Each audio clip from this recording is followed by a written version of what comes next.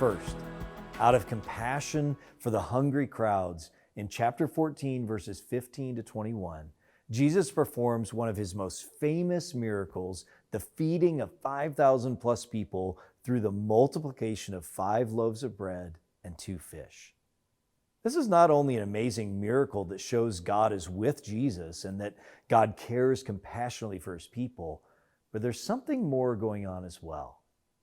This isn't, you see, the first time God has provided food in the wilderness for his people.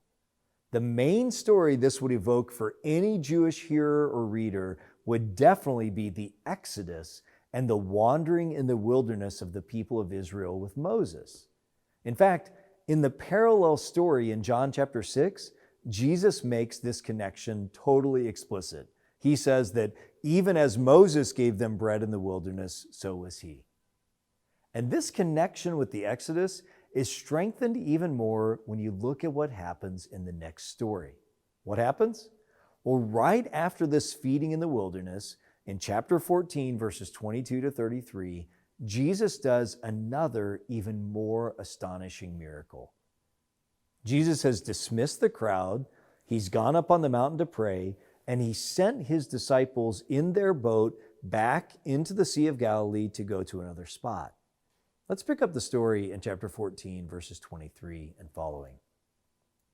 Later that night, he was there alone, and the boat was already a considerable distance from land, buffeted by the waves because the wind was against it.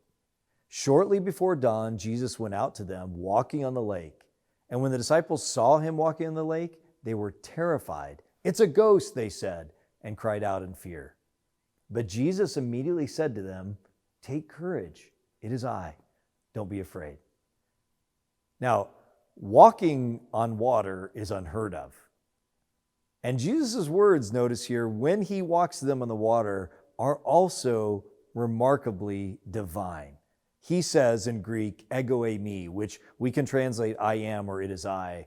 But notice, these are the words that God reveals himself to Moses with, I am.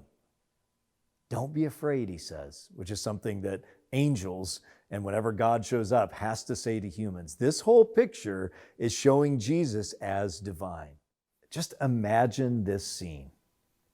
And notice also the intentional connection that is being made when you look at these two stories together. You had a wilderness feeding, now a miraculous rescue through water crossing. What is this saying together? Clearly, what anyone would hear if they know the story of the Old Testament is that Jesus is performing an exodus.